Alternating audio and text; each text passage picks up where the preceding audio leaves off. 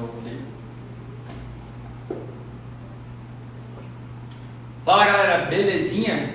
Estamos aqui começando a nossa live, que o objetivo é trazer uma revisão, conversar um pouco sobre a prova da OAB, mas em especial também trazer um pouco de paz, essa galera que está ali ansiosa na hora de fazer. Então vamos trazer um pouquinho de paz, a gente vai trazer alguns bizus, obviamente vamos conversar um pouco sobre a prova, vou dar algumas dicas que eu acho imprescindíveis para você que está estudando para a primeira fase, dicas para a segunda fase. Então a gente vai dialogando ao longo aqui da nossa jornada nessa live. Essa live, ela tem aqui, obviamente, como intento, completar ali a questão do projeto Passei na OAB. Então é mais uma das temáticas que a FAB, Faculdade Anhanguera de Brasília, está promovendo. E porque eu não consegui conectar no perfil, a culpa é minha, tá bom? Eu estou utilizando o meu como referência. Então daqui a pouco o pessoal está chegando aqui, a gente vai fazendo a remissão, vou estar com a equipe de apoio. Alguns comentários, questões eu não vou conseguir enxergar porque o celular está virado para lá. Então qualquer coisa vocês podem ir lançando aí no chat, que aí o pessoal que está aqui auxiliando vai conseguir verificar as perguntas, questionamentos e ponderações e a gente pode responder aqui, tá bom? Então, antes de mais nada, quero agradecer a presença de todos, dizer que estar aqui pela manhã é mais um incentivo para nós, professores, e também para vocês em razão dessa disponibilidade de vir, estar estudando, mesmo sábado, e estar agarrando e buscando, e isso é importante, beleza? Então, fique conosco, hoje nós vamos fazer uma live de aproximadamente 1 hora, quero trazer alguns bizus, algumas ideias visuais, vou comentar sobre algumas mudanças do ano de 2021 e já vou deixar aqui também a proposta para que em outro momento a gente faça um vídeo sobre as atuais, as recentíssimas mudanças que aconteceram recentemente sobre a questão dos direitos dos advogados e que acabam tocando o processo civil, bem como a questão de honorários, a questão de associação, como ficou essa questão acerca da atividade do advogado e a sua relação dentro do processo civil, beleza? Vou só verificar aqui se a gente já pode começar ou se... Pode começar, né? Show! Então vamos lá, galera. Vamos começar pensando nessa ideia de bizu, dica, como que eu vou conseguir resolver as questões. E a primeira delas, nós temos que pensar numa conjectura visual do processo. Diga o seguinte, normalmente a prova da OAB ela vai cobrar um casinho, e esse casinho vai ter ali alguma especificidade sobre determinada circunstância dentro daquela fase. Então vamos dividir o nosso estudo em dois grandes momentos. Eu quero que tu cries primeiro uma ideia visual do processo de conhecimento. Então vamos pensar na ideia do processo de conhecimento, iniciando com a petição inicial, citação, e faça esse esboço, beleza? Faça esse desenho, crie uma ideia visual. Hoje não vai ser o foco a questão da nossa reta da fase de conhecimento. Eu quero trabalhar um pouquinho mais sobre recursos, que é uma habilidade que eu tenho visto ao longo dos anos, que a galera acaba perdendo bastante ponto por conta de recursos, que é uma das matérias que é mais cobrada na aula. Mas aí, vamos lá. Petição inicial, citação, audiência de conciliação, AC, contestação, réplica que não costuma cair, requerimentos de provas, audiência de instrução e julgamento e sentença. Então essa daqui tem que ser a ideia visual que a gente vai criar nesse primeiro momento, que nós vamos chamar isso de fase de conhecimento. Então, para a gente começar isso aqui, eu quero que tu perceba que cada fase tem um momento próprio para determinada coisa acontecer. E o que essa coisa pode levar como consequência é o bizu. Tu não precisa decorar, tu precisa entender a lógica disso aqui, dessa identidade visual e perguntar o que pode acontecer ou não neste momento. Então vamos lá.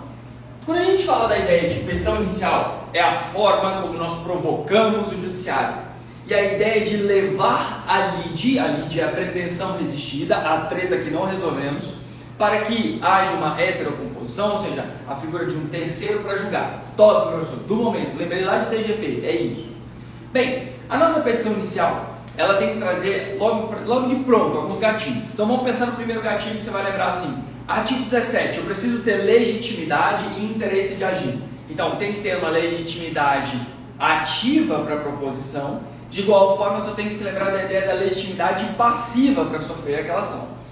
De outro lado, nós temos também o interesse. O motivo, por que a pessoa está querendo entrar com aquela demanda? Ok, professor, artigo 17, lembro bem. O gatilho é, se eventualmente nós estivermos falando da carência desses elementos, esses elementos são chamados de condições da ação, Esses elementos devem trazer para ti a seguinte ideia, de que essa decisão do juiz, ela tem que vir, no primeiro momento, te informando que estão carentes, e logo em seguida ele vai dar o seu provimento. Professor, não entendi, traduza. O juiz recebeu a petição inicial, olhou ali, está faltando legitimidade, não verifica o interesse de agir. Ele pode sentenciar, dar fim ao processo de pronto? Resposta é não. No artigo 10 nós vamos falar do chamado princípio da vedação da decisão surpresa. Isso quer dizer que, como regra, antes do julgador decidir, ele intima a parte, ele fala, olha, eu vou decidir isso aqui, ou então esclareça tal ponto. Essa fase de esclarecer é chamado de emenda, o prazo é 15 dias, já caiu na prova do OAB, já caiu também em tribunais, 15 dias para emendar, e se eventualmente não for corrigido ou de fato não supriu o que o julgador disse, ele vai proferir uma sentença. Professor, ele já pode proferir uma sentença daqui? Sim. Então a gente tem aqui, nessa fase logo do recebimento da inicial, depois de intimado, ó, o termo intimado, porque intimar é comunicar, intimar é comunicar de um ato, comunicar de alguma coisa que aconteceu ao longo do processo. Ele intima a parte autora para a emenda, se ela não emenda, então ele pode sentenciar e pôr fim àquela fase. Essa sentença, o gatilho, lembra? Você não precisa decorar, você precisa de gatilhos. Essa sentença, ela vai avaliar uma questão formal. Se vai avaliar uma questão formal, essa sentença aprecia o mérito ou não aprecia o mérito? Resposta, não aprecia o mérito. Se não aprecia o mérito, ela é chamada de sentença terminativa. Sentença essa, então, que não vai dizer quem tem razão ou não sobre aquela matéria. Isso acaba sendo muito importante porque, lembra que eu disse que o grande bizu da aula de hoje não é a fase de conhecimento, mas sim recursos? Pronto. Justamente porque toda vez que eu estiver falando que há uma sentença no procedimento comum ordinário, tu vais lembrar que o recurso vai ser chamado recurso de apelação. Óbvio, professor, já sabia disso. Eu sei que tu sabia. E está lá no artigo 1009 do CPC. E a ideia do recurso de apelação é que ele vai ser cabível contra esse ato do juízo que é chamado de sentença, possui como regra geral efeito suspensivo, ou seja, suspende a exigibilidade daquela decisão. Ele é protocolado no juízo aquó, o que quer dizer que vai ser no juízo sentenciante, e ele vai ser julgado pelo juízo ad quem? Professor, bacana, eu já tinha visto isso, eu lembro disso. Eu sei que tu lembra, mas eu quero que tu pegue esse bizu, caiu no tribunal e caiu também na prova da UEM, já caiu várias vezes na prova da UEM sobre isso aqui. A GV adora cobrar isso aqui.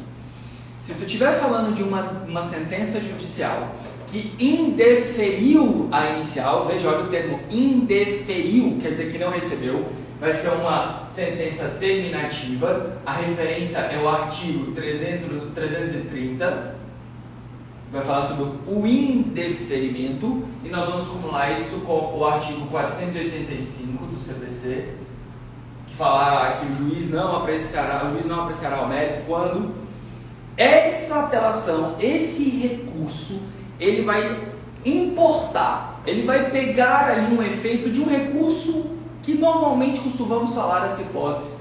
Então ele vai pegar emprestado nesse momento, que é chamado de efeito regressivo. Professor, explica aí, dá o bizu. Seguinte, essa apelação sobre uma sentença que indeferiu a inicial, termo do artigo 330, quando tu for protocolar ela aqui na primeira instância, o julgador terá 5 dias para poder voltar atrás, que é chamado de efeito regressivo. Poder rever, revisitar a sua própria decisão. Então, ó, matéria que já foi cobrada no concurso, já foi cobrada na prova do OAB e é uma das queridinhas da nossa prova. Então, lembra do efeito regressivo.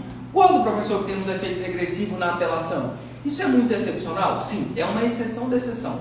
Então, eu quero que tu te recorde que a exceção, ela vai trazer algumas espécies bem próprias. E por conta disso que é importante a gente relembrar. Então, ó, o indeferimento previsto no artigo 330, a improcedência liminar, que em outro momento a gente vai poder trabalhar um pouquinho mais, mas são sobre decisões que vinculam, incidente de instrução de assunção de competência, resolução de demanda repetitiva, recurso repetitivo, súmula do Tribunal Superior e súmula de Tribunal Local sobre direito local, beleza? Lá no artigo 332. Mas a ideia é, então ó, entendi que na minha petição inicial eu preciso preencher ali os seus requisitos. Falamos da ideia do artigo 17 como condições da ação e a ausência deles nós vamos falar sobre uma sentença terminativa como regra. Nós temos ainda a necessidade do preenchimento do artigo 319. 319 vai trazer toda aquela estrutura que você precisa preencher dentro da peça. Então, o que é o CQQ, FDP, fato, direito, pedido, valor, né, provas, valor, assinatura. Então, a estrutura de inicial, vamos lá. C, competência, qualificação da parte autora, nome da peça, qualificação da parte contrária, fato, direito, pedido, FDP, provas, valor da causa, a data, assinatura, beijos, acabou. Então, esse bizu é uma estrutura padrão. O professor repete aí, ó, CQQ, FDP, provas, valor, assinatura. Top, do momento. E como que isso aqui é cobrado na prova da ordem, professor? Vamos lá. Digamos que, eventualmente, a nossa petição inicial, ela tem aqui um pedido de gratuidade de justiça. Então, na nossa estrutura, nós vamos ter a competência, qualificação da parte autora, nome da peça, qualificação da parte requerida. E quando nós vamos falar agora da gratuidade de justiça, é em razão da hipossuficiência. Lembra, a referência é o artigo 98. Quando a parte não puder pagar as custas judiciais sem prejuízo seu ou de sua família, nós podemos pleitear, buscar a ideia da gratuidade de justiça. Para quem está me assistindo aí, como eu disse, não consigo ver o chat, então de toda sorte já agradeço quem está assistindo. Quando nós falamos de gratuidade de justiça, pega esse bizu prático. Tu precisas de uma declaração de hipossuficiência. Então, tu anexa aos autos uma declaração de hipossuficiência, justamente onde a parte diz que ela não tem condições, ela declara para os devidos fins que ela é hipossuficiente, ou também chamando de pobre na concepção jurídica, ok? Bem, quando nós formos fazer um tópico da gratuidade de justiça, é mais comum que ela seja tida como algo prévio, preliminar, antes. Então, tu pode trazer aqui, é padrão, você pode escolher ou antes dos fatos ou antes do próprio direito, normalmente antes dos fatos, e aí você abre um tópico aqui de preliminar e tu vai chamar isso aqui de da gratuidade de justiça. E nesse ponto sobre a gratuidade de justiça, lembra que eu falei que o objetivo de hoje, embora a nossa retinha aqui estivesse falando sobre uma ideia de conhecimento, vamos falar um pouco de recurso? A gratuidade de justiça, turma, essa questão aqui, ó, apresentada inicialmente na peça do autor, pode ser apresentada ao longo do processo? Pode, só tem que lembrar que ela, uma vez que se busque lá na frente, ela não vai retroagir. Me explica, professor, se tu pedes a gratuidade de justiça só em apelação lá na frente, quer dizer que as custas que foram ali já condenadas, ou todos aqueles gastos anteriores, eles não vão ser ressarcidos. Por quê? Porque vai ser apreciado a partir do momento que é concedida a gratuidade de justiça, então ela não retroage, ok? Professor, beleza, pedi aqui a gratuidade de justiça, por isso que eu não recolhi custas. O que o juízo vai fazer? Ele vai analisar se tu preenches ou não os requisitos da gratuidade de justiça, ele vai te intimar eventualmente para, se for o caso, de juntar novas provas, desde que ele não tenha ali a completude da ideia, ou ele acha que por algum motivo tu não atendes aquele requisito. Então lembra, a declaração de hipossuficiência na pessoa física é documento hábil a demonstrar, né, a questão da pobreza jurídica. Existe uma ideia de presunção em razão da declaração. O julgador, quando ele não estiver satisfeito, ele intima a parte para que ela possa juntar mais documentos para então convencê-lo. Lembra o princípio da vedação da decisão surpresa que a gente falou inicialmente, artigo 10º? Então a gente vai aplicar isso. O juízo intimou, a parte então ela apresenta essa nova documentação e aí ele exara, ele transmite uma nova decisão sobre a concessão ou não desse benefício. Vamos lá. Pessoa física existe a presunção, pessoa jurídica pode ter a gratuidade de justiça? Pode. Mas nesse caso haverá a necessidade de demonstrar que ela está numa condição de hipossuficiência. Ou seja, há uma inversão aqui, há uma diferença onde existe no primeiro momento da pessoa física uma presunção e na PJ eu preciso trazer essa ideia de demonstrar ao juízo, trazer mais documentos para que ele possa avaliar e fazer a baliza sobre a concessão ou não da gratuidade de justiça. Show, professor, bacana. E sobre gratuidade de justiça, tem um bizu aí da prova da OAB, tenho vários que já foram cobrados, mas pega esse aqui. E se a parte tiver com advogado particular? Se a parte tiver com advogado particular, o juízo pode deferir a gratuidade de justiça? Sim, porque embora tenha ali um representante particular, isso não quer dizer que eu vou afastar o acesso à justiça e essa garantia à possibilidade de gratuidade de justiça, ok? Então, já a questãozinha que já foi cobrada algumas vezes, artigo 98, artigo 99, presta atenção, bizu interessante. Mas lembra, nosso foco é a fase de conhecimento? Não, isso aqui são gatilhos, lembra que a gente ainda está aqui. Professor, o juízo indeferiu. Ele indeferiu, olha o termo, indeferiu. Veja que não é improcedente, é indeferiu. Se ele indefere essa gratuidade, nós temos a possibilidade de impugnar, ou seja, questionar, por meio do recurso de agravo de instrumento. Então vamos criar um bizu aí. Falou de decisões que não são de natureza de sentença, você vai lembrar da percepção sobre decisões interlocutórias, ideia geral, agravo. Pega esse bizu aí. Pega esse bizu inicialmente. Então, ó, pensa na ideia do agravo de instrumento. E de fato é o recurso cabível. Onde está isso, professor? Lá no artigo 1015. Então, ó, uma vez que nós temos aqui o indeferimento da gratuidade de justiça, caberá agravo de instrumento. Esse recurso ele é protocolado direto na segunda instância. Então, ele é um recurso que vai ser protocolado, designado direto ao tribunal, e depois você comunica o juízo que nós vamos chamar de juízo aquó, aquele juízo que proferiu essa decisão. Então, se eventualmente for negado o benefício da gratuidade de justiça, ou se ele for revisto, ou seja, ele foi modificado, no caso ali ele foi cassado, ok? Então veja, se eventualmente você perde esse benefício posteriormente, ou se o juiz logo de pronto ele indefere, vai caber o recurso de agravo de instrumento. Prazo, o mesmo da apelação. Qual que é o prazo da apelação, professor? O mesmo do recurso especial. Qual que é o do recurso especial? O mesmo do recurso extraordinário e do ordinário, que é o quê? 15 dias. E o bizu falou de recurso. O único recurso com prazo de 5 dias vai ser o quê? Embargo de declaração. Então, na sua prova, está com medo de chutar? Qual que é o prazo para recurso? 15. Não sei nem qual é 15, porque o chute de 15 é o melhor de todos. A não ser que fale de embargo de declaração, onde o prazo vai ser 5 dias. Bem, vamos lá então.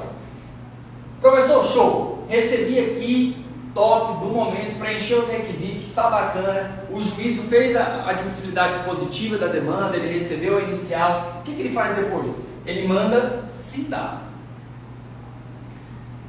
A matéria sobre citação, ela precisa de uma atenção especial. Porque o artigo 238 seguintes vai trazer a matéria de citação e ela trouxe consigo uma inovação no ano de 2021. Essa inovação merece cuidados. Por quê? Porque no ano de 2021 trouxemos ali alguns novos prazos. E embora o CPC tenha ali uma disposição muito tranquila com relação a prazo, a grande maioria é 15, pouquíssimos são 5, pouquíssimos são 10, aqui na citação nós vamos trazer alguma coisa bem específica, que vai ser o seguinte, olha. Primeira grande mudança. Vamos explicar o Instituto da Citação e a ideia de cada uma dessas mudanças. Vamos lá. Primeiro grande ponto que a gente tem que ter nessa identidade visual é que a citação trouxe como modificação a ideia de que ela deve acontecer em até 45 dias. Primeira inovação. Logo em seguida, nós temos que, no artigo 246, a citação deverá ser realizada preferencialmente de forma eletrônica. A GV cobra isso aqui, ó, presta atenção. A GV gosta de cobrar. Ah, é obrigatoriamente? É subsidiariamente? Não. É preferencialmente eletrônica, ok? Preferencialmente eletrônica não quer dizer que será obrigatória. Depois que você tem essa ideia de eletrônica, como que funciona esse trâmite? Vamos lá, presta atenção. O julgador, verificando que a parte contrária possui cadastro, então vamos pensar na empresa, uma empresa de grande porte, que ela obrigatoriamente precisa ter um cadastro junto ao CNJ. Ela então recebe aquela demanda e manda citar a empresa. Prazo interno, 2 dias, o juízo no prazo de 2 dias determinará a citação. No prazo de 3 dias, a parte contrária, o requerido, deverá confirmar. Quer dizer que ao longo desses 3 dias ela pode confirmar, pode ser no dia 1, pode ser no dia 2 ou no dia 3. E o prazo vai contar 5 dias depois da confirmação, para que eu possa de fato iniciar a contagem para a manifestação da outra parte. Traduzindo, 2 dias, prazo interno, 3 dias para a parte requerida confirmar, 5 dias de groja, a ideia ali de dar toma aí 5 dias. 5 dias, para que depois do 5º dia eu inicie a contagem do prazo referente ao ato. E o ato de manifestação do requerido seria a contestação. Beleza? Show, top, do momento, massa. Então, tranquilo, inovação sobre citação. Só que tivemos outras coisas interessantes aqui. Se a parte contrária requerida tem o dever de, artigo 77, dever de, tá lá, inclusive foi incluído no ano de 2021, artigo 77, é dever das partes. Se a parte tinha o dever de manter o seu cadastro atualizado e assim não o fez, o judiciário, ao tentar citar essa parte que deveria ter esse cadastro, vai dar a oportunidade para ela falar, vem cá, por que você não aceitou essa citação eletrônica? Por que eu não consegui te citar de forma eletrônica? Porque uma vez que não for possível realizar essa citação preferencial, eu vou ter que utilizar as outras formas de citação. AR, que é a carta com aviso de recebimento, oficial de justiça ou eventualmente citação por edital.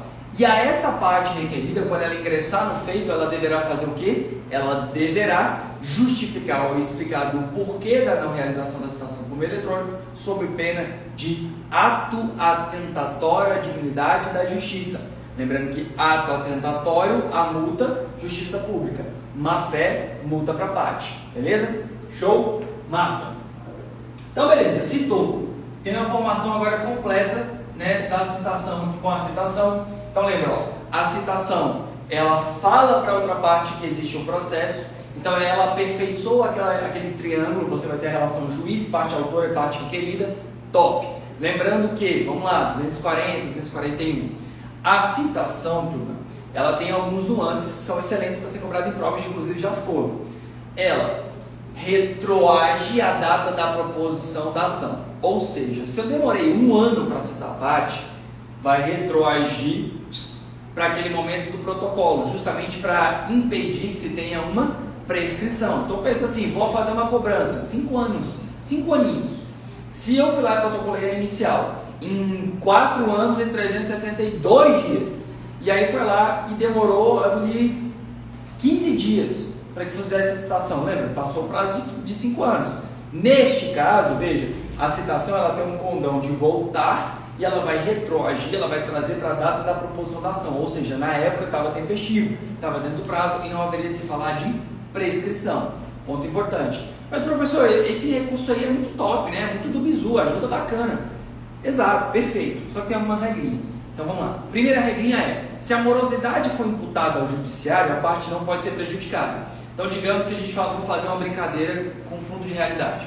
Vamos pensar que na Justiça Federal, todo mundo sabe, é de conhecimento público, que é um cadinho mais lenta que o normal. Então ela demora um pouquinho mais. Aí para eu fazer a citação, demorou ali um suave 6 meses. Eita professor, aconteceu. Tá bom, foi antes de 2021, então não tinha esse negócio de 45 dias. Vamos pensar, demorou 6 meses. Grande prazo.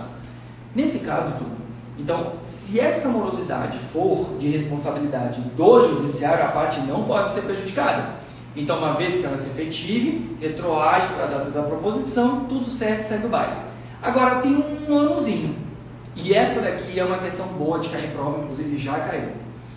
Se, quando da tentativa da citação, a parte não for encontrada, obviamente o autor vai ser intimado para se manifestar sobre esse resultado infrutífero, oportunidade em que o autor terá um prazo de 10 dias para se manifestar no feito, sob pena de que, caso ele não faça essa manifestação no prazo de 10 dias, eu não possa retroagir, bem como aplicar o chamado efeito interruptivo, ou seja, zerar aquele prazo prescricional que a gente tinha. Então, professor, traduzindo, uma vez que a citação não se efetive, eu preciso tomar cuidado de, ponto 1, se não achou a pessoa, eu vou ser intimado para manifestar, prazo, 10 dias. Se eu não me manifestar no prazo de 10 dias, eu posso não ter aplicação do quê? Do efeito interruptivo, essa ideia de zerar o prazo para eu contar sobre a prescrição. Então, esses bizus são sobre a citação. Tem vários outros, oficial de justiça, mas como eu disse, o foco de hoje não vai ser tanto isso, a gente ainda vai brincar um pouco com recurso. Beleza. Nós temos uma fase seguinte, que é essa fase chamada de tentativa de composição, audiência de conciliação. Regras sobre a audiência de conciliação. Vamos lá.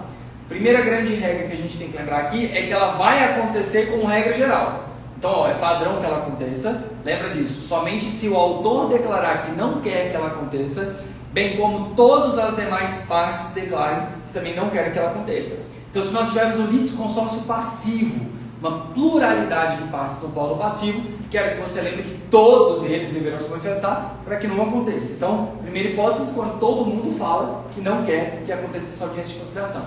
Segunda hipótese interessante, quando o direito for indisponível. Professor, dá um exemplo aí de direito indisponível. Eu dou até dois. Pensa no seguinte hipótese. Será que a Procuradoria do Distrito Federal pode barganhar sobre regras do edital? Como assim, professor? Você entrou com uma ação discutindo um concurso público. Será que a Procuradoria pode chegar lá e falar assim, não, vamos fazer o seguinte, nem eu nem você, no meio do termo aqui, a gente pega mais ou menos, flexibiliza a regra do edital? Pode fazer isso? Não pode. Então a gente já tem também como outra excepcionalidade. Então são questões que não vão comportar a conciliação naquela circunstância. Outro bizu interessante para a prova é lembrar da ideia de regra 30, 20, 10.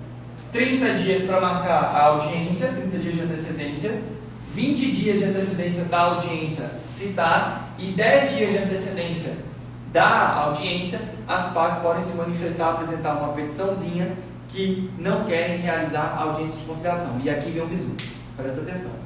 Se a parte se manifesta falando que não quer a audiência de conciliação, para ela surge um ônus. Qual que é o ônus? O ônus do início da contagem para a defesa. Ou seja, a contagem do prazo de contestação se iniciará no dia seguinte à manifestação sobre a não realização da audiência, ok? E se tiver pluralidade de partes, professor, cada uma vai ter uma intercorrência própria, ok? Então fica atento com esse detalhe. Outro ponto que já cai na prova da OAB é, e se uma das partes faltar? Perdão. Se uma das partes faltar, vamos lá. Lembra que faltar a uma audiência é um desrespeito ao judiciário. Então, se você está com dúvida qual é a natureza disso, lembra? Toda vez que você desrespeitar o judiciário, confrontar uma decisão, nós vamos falar de ato atentatório. Toda vez que você sacanear a parte, aí vai ser a questão de má fé. Então, mentir, zombar, protelar, má fé. Desrespeitar, não cumprir, não aparecer, ato atentatório. Beleza? Se a parte não aparece sem motivo justificado, será compreendido como ato atentatório, inclusive passível de pena de multa por ato atentatório sobre o valor da demanda, 2% do valor da causa. Ok? Então, importante lembrar sobre a penalização quando do não aparecimento, quando do não comparecimento injustificado na audiência de conciliação. Show? Show!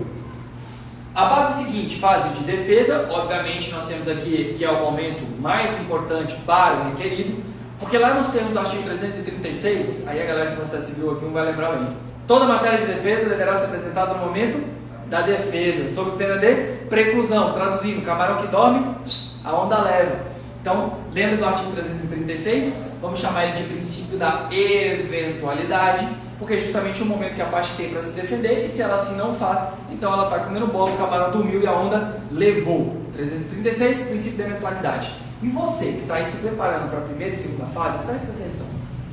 Professor, eu sempre tive dificuldade nisso que você vai falar agora. Preliminares, galera.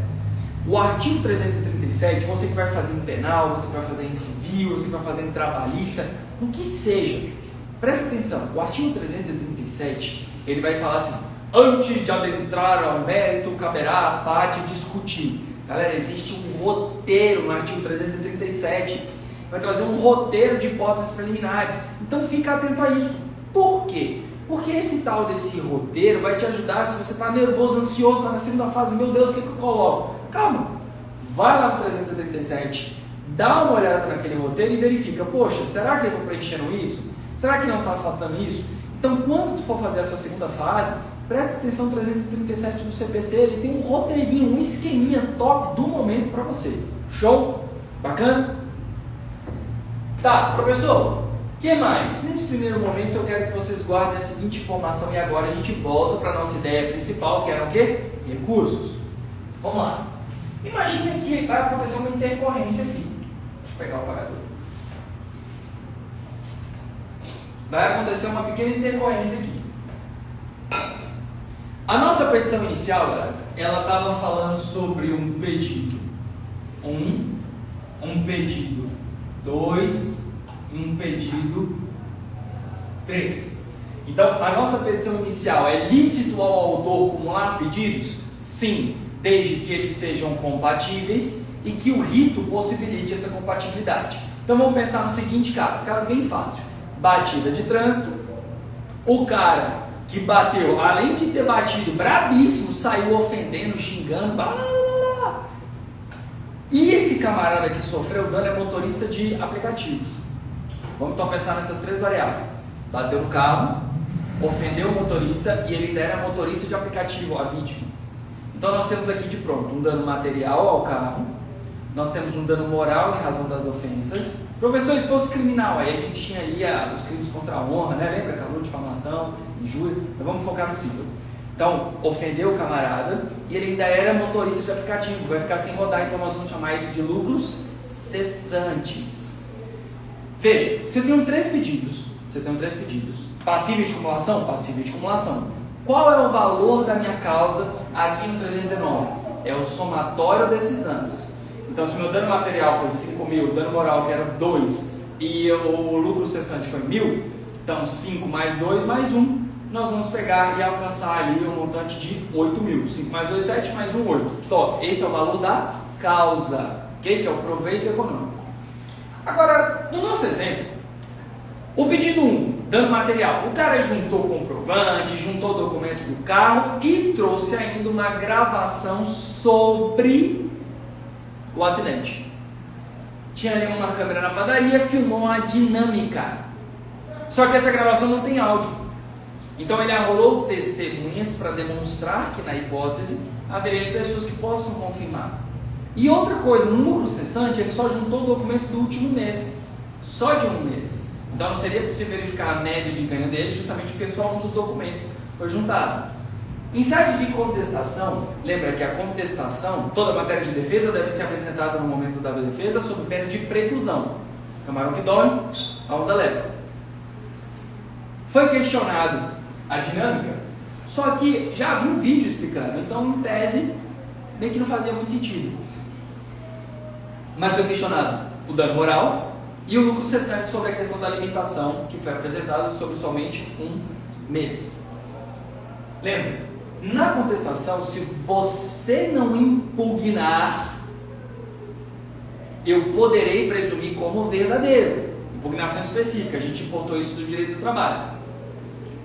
Trouxemos. Professor, e se não apresenta a defesa? Se não apresenta a defesa, você é revel. Professor, e se não apresenta a defesa, apresenta só a reconvenção? Ok, não vai ter revelia. O que é a reconvenção, professor? É um contra-ataque do requerido, artigo 343. Como que você faz? Na própria peça de contestação. Posso escolher só pelo contra-ataque? Pode. Se a reconvenção for apresentada e o autor desistir, a reconvenção segue? Segue. Se for juizado especial, cabe a reconvenção? Não. Vai chamar de pedido contraposto. Bem, apresentou aqui então a nossa contestação, top do momento. E tinha esse pedido 1 que era incontroverso. A intercorrência que eu disse que pode acontecer aqui é isso aqui, ó. O juiz, ele verificou decisão parcial antecipada de mérito. Artigo 356. Então ele disse o seguinte: olha a gurizada que está aí quebrando cabeça nesse processo. O juiz vai falar desse jeito mesmo, viu? Fala assim, ó, gurizada, seguinte, nesse pedido aqui do dano material já tem os orçamentos, tá tudo provadinho, bonitinho, tem a filmagem, então eu não vou esperar até o final do processo, até que seja realizada uma instrução para que eu possa decidir ele. Então eu vou fazer uma cisão, e aí nós falamos do que? De uma ruptura, nós vamos separar os pedidos e eu vou poder analisar parte deles antes da sentença. Essa decisão, turma, vai julgar a P1, que é o dano material, e ela tem um condão meritório. Então veja, a partir de agora nasce uma nova nomenclatura para a gente, que é chamada decisão de mérito. É uma decisão que acontece ao longo do processo que analisou o mérito. E essa decisão, professor, ela comporta recurso? Sim, e ela comporta um recurso próprio. Esse recurso previsto nas decisões parciais antecipadas de mérito são chamados de agravo de instrumento. Ué, professor, mas agravo de instrumento não cabia nessas decisões interlocutórias? O bizu é, agravo de instrumento, como regra geral, caberá em decisões, ok? Nós temos ali, inciso 1º, sobre as tutelas de urgência. Inciso 2º, sobre as decisões de mérito.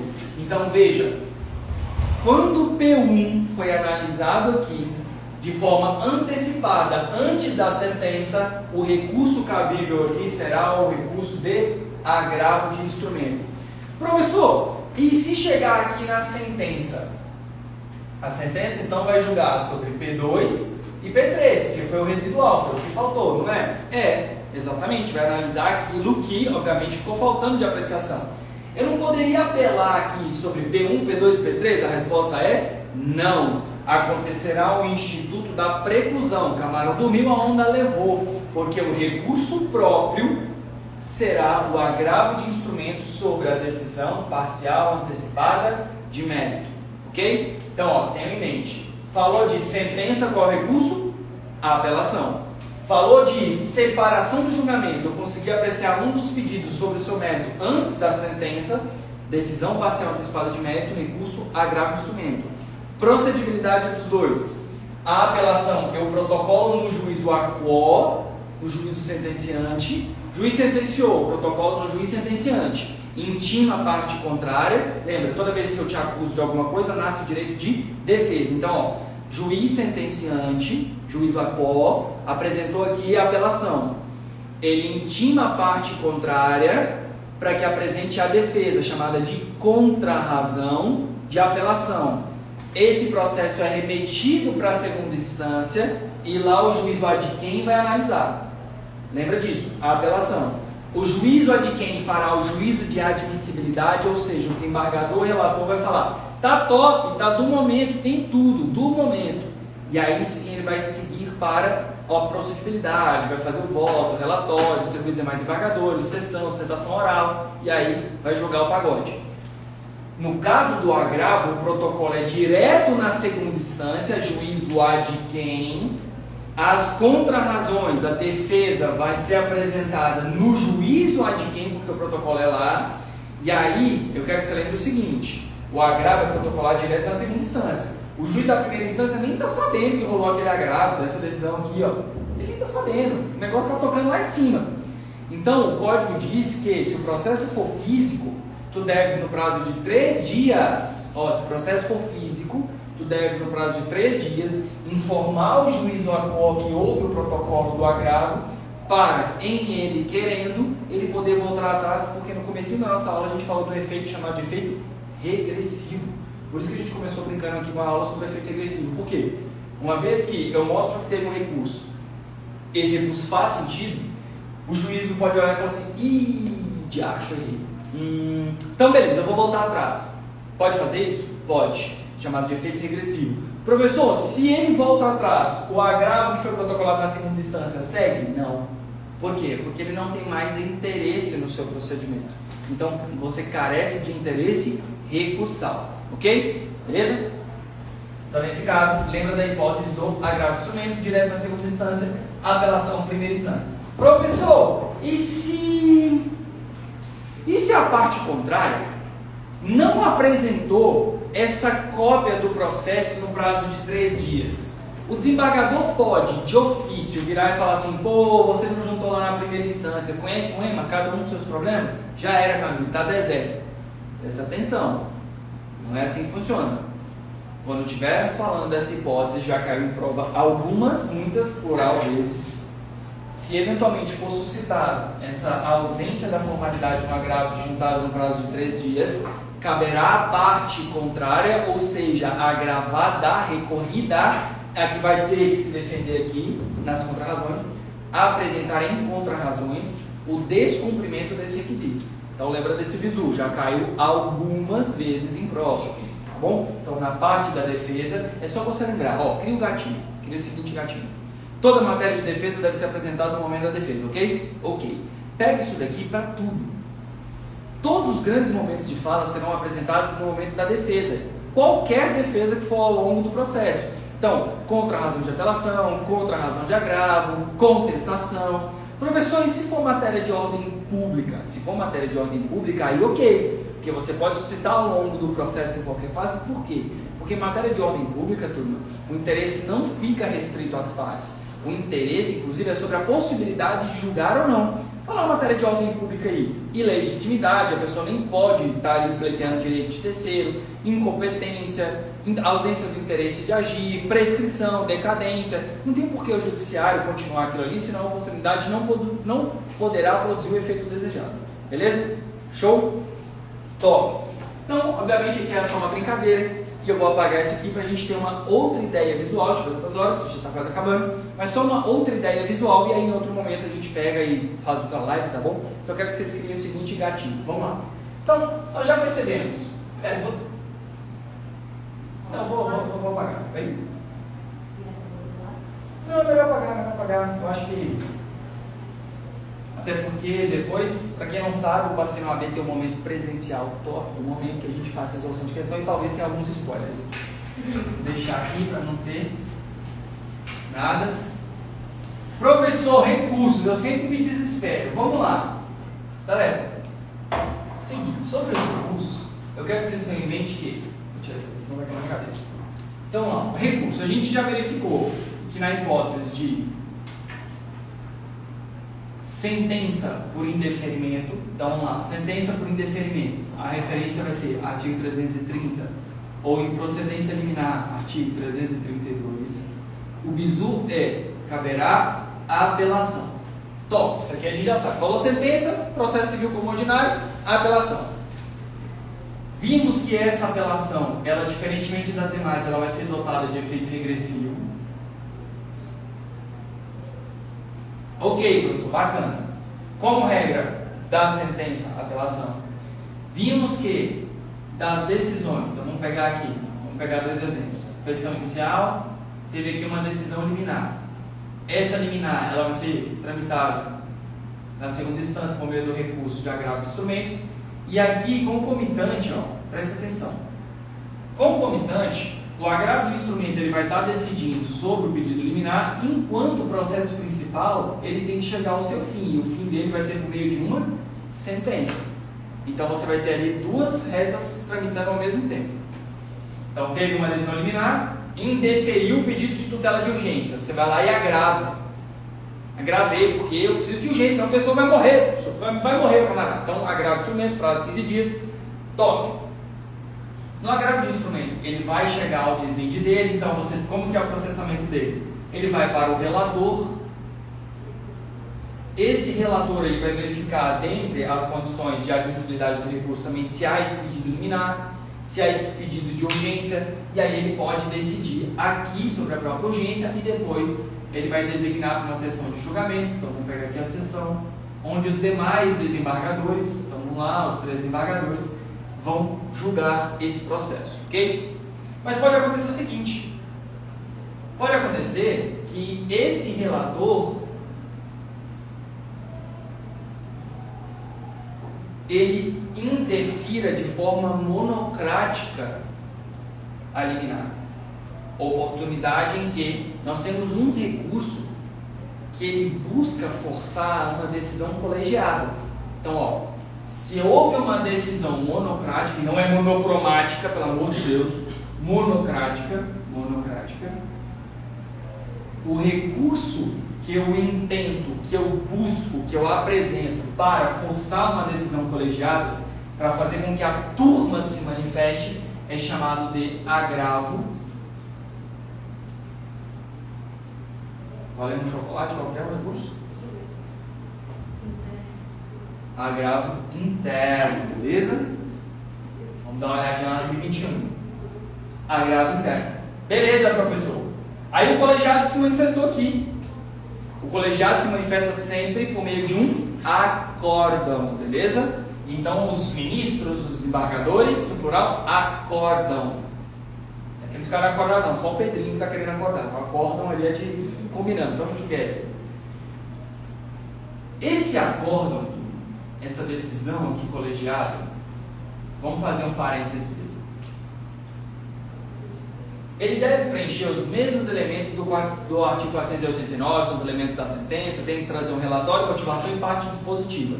Relatório daquilo que se discute ao longo do procedimento, a fundamentação foram os motivos que levaram ele a decidir, e essa parte do motivo pega um stand-by, que já a gente vai voltar nela, e ao fim ele vai falar se defere ou indefere. Se eventualmente esse acórdão ele indeferir, o nosso cliente está para morrer, vamos lá. Se ele indeferir, ou deferir, porque pode ser também que a empresa venha recorrer, nós podemos ter aqui agora a apresentação de 2 novos recursos. Professor, por enquanto está muito fácil, então vamos lá, lembra, apelação protocolada onde? Juízo ACO, contra-razão ACO, remete para o ad quem? Agravo de instrumento é protocolado onde? No juízo ad quem? Contra-razões ad quem? Agravo interno no mesmo juízo, então aquele que proferiu a decisão monocrática para remeter para a turma. Professor, então muda de instância? Não, o que vai acontecer é de uma decisão monocrática para buscar uma decisão colegiada. Teve um acórdão, eu quero levar isso aqui para o Superior Tribunal de Justiça ou para o STF. Aonde é o protocolo? Turma, esse protocolo do recurso especial, recurso extraordinário, ele vai ser direcionado ao presidente ou vice-presidente do tribunal competente. Então, se estivesse tramitando aqui na terceira turma cível, e você for interpor um recurso especial, você vai destinar o seu recurso para o presidente ou vice-presidente do Tribunal de Justiça, para que ele possa remeter ao tribunal competente. Então, basicamente a ideia do ad quo para o ad quem. Se o meu protocolo é no ad quo, aonde vão as minhas contrarrazões? No ad quo ou no ad quem? No ad quo, muito bem, top, galera, é isso. Então, ó, eu vou protocolar sempre as minhas contrarrazões, lembra dessa ideia? As contrarrazões no juízo onde eu apresento o recurso. E aí vão ser remetidos para o juízo competente. Só que tem um bizu. Vamos começar com alguns bizus, né? Vamos lá. Recurso extraordinário, então vamos falar do RE. E o recurso especial e as suas incumbências. Então tem que ser muito rápido, porque eu sei que eu já estou passando horário, desculpa. Vamos lá. Recurso extraordinário, ele vai ser destinado ao STF, vamos lembrar da matéria constitucional. Professor, sempre tive dúvida, vai lá no artigo 102. Professor, mas está falando tudo do STF, leia, porque você já vai aproveitar e ganhar uma questãozinha também constitucional quando você estiver fazendo a prova. Então, ó, 102, 105, STJ, 107, Justiça Federal. Você que está se preparando para a prova do AB não tem caminho fácil. 102, 105 e 107 é obrigatório, você vai saber sobre competências. E o que pode ser feito ali? Então esse pagode vale a pena ser tocado justamente porque nessa oportunidade tu vai lembrar também matéria de constitucional, vai lembrar matéria de competência. Recurso especial, turma, então ele vai ser voltado para o STJ, mas eu vou trazer já um bizu sobre essas hipóteses. Nós vamos falar de ofensa à lei federal, infraconstitucional, dissídio jurisprudencial, ou seja, como a divergência de tribunais, o Tribunal de Justiça do DF entendeu X, o do Goiás entendeu Y, o do Rio Grande do Sul entendeu Y igual e o de Minas Gerais entendeu Z. Então existe uma diferença entre os tribunais, segunda instância, sobre determinada matéria. Então isso é um dissídio jurisprudencial, uma diferença jurisprudencial. Ou quando a gente fala falando de tratados internacionais como um todo. Então a ideia é RESP STJ, RE STF. Se de um lado o STJ fala da questão de dissídio, do outro lado, o STF vai falar de matéria constitucional e ele vai ter um requisitozinho meio chato, que é chamado de repercussão geral.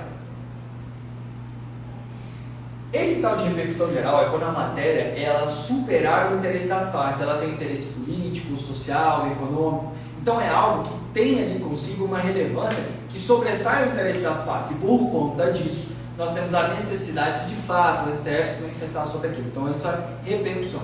Professor, o meu processo, e aqui no meu caso, estou lendo a minha questão, ele inclusive já teve reconhecido essa repercussão.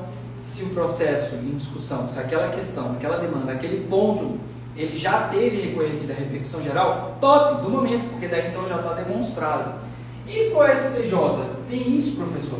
Não há necessidade de repercussão geral, mas você precisa demonstrar, em ambos os casos, que essa matéria, ela foi, presta atenção, em ambos os casos, tu precisa demonstrar que essa matéria foi pré-questionada. O que é isso? Galera do 9º e do 10º está aqui, pré-questionamento. Pré-questionamento quer dizer que, neste momento de fala aqui, o tribunal competente, pode ser o Tribunal de Justiça, o Tribunal Federal, ele deve ter se manifestado sobre aqueles seus argumentos. Então aqui você tem que fazer com que o tribunal tenha se manifestado sobre, pelo menos, o artigo constitucional, a forma constitucional que você está querendo impugnar, ou aquela lei federal que você disse que foi ofendida. Então, nessas hipóteses, você precisa que essa matéria seja pré-questionada. Professor, e se o tribunal não pré-questionou? Meu Deus, o tribunal não falou que não cabe o artigo, e agora? Calma. Existe um bizu, esse é mais prático que prova da OAB.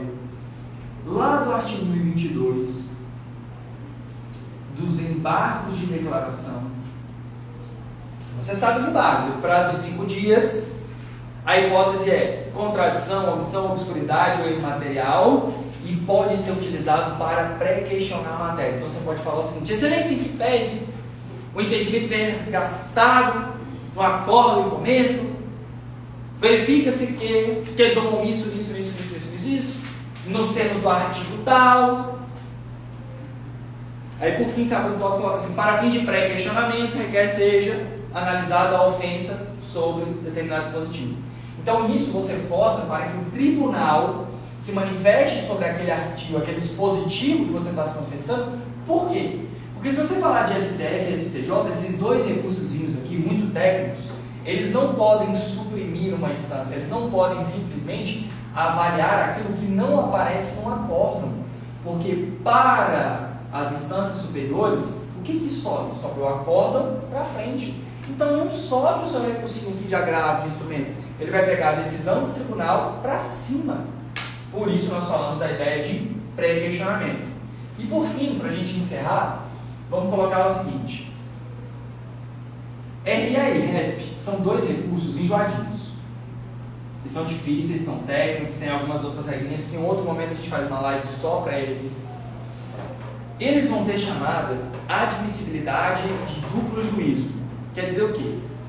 Tanto o presidente quanto o vice-presidente do tribunal onde eles foram protocolados, quanto o próprio órgão competente, ou seja, STF e STJ, irão analisar se os pressupostos de admissibilidade estão presentes. Pressupostos: preparo, pagou as custas, pagou, demonstrou no momento da interposição, top.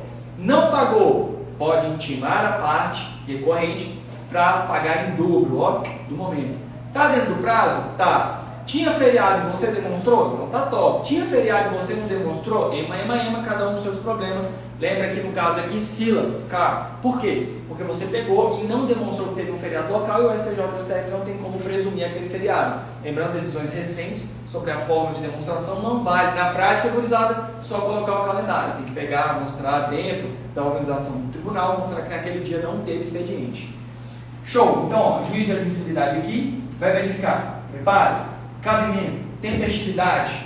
Preencheu aqui o requisito do pré-questionamento, pré-questionou. Top, do momento. Vai para o STF ou STJ. Vai analisar de novo. Mais uma vez. E pode acontecer o seguinte também: o STF virar e falar: opa, não, essa matéria é reflexa. Essa matéria não é matéria constitucional, ela na verdade é infraconstitucional. E aí olha que interessante. Nestes casos, poderá acontecer uma fungibilidade. O que é fungibilidade? A galera que fez a minha prova esse semestre deve estar aqui lembrando agora com muito amor no coração. Fungibilidade é a possibilidade de aceitar um recurso como se outro fosse.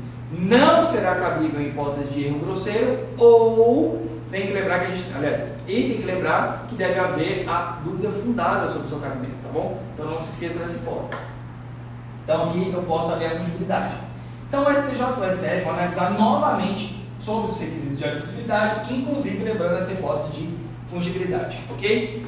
Bem, daí em outro momento a gente fala, tem um agravo para destrancar, o agravo interno, de toda sorte, para a gente não delongar demais, até porque a gente tem ainda aula presencial. Galera, a gente faz aqui a resolução de questão top, beleza? Eu convido vocês para participar do próximo Passeio na Lei.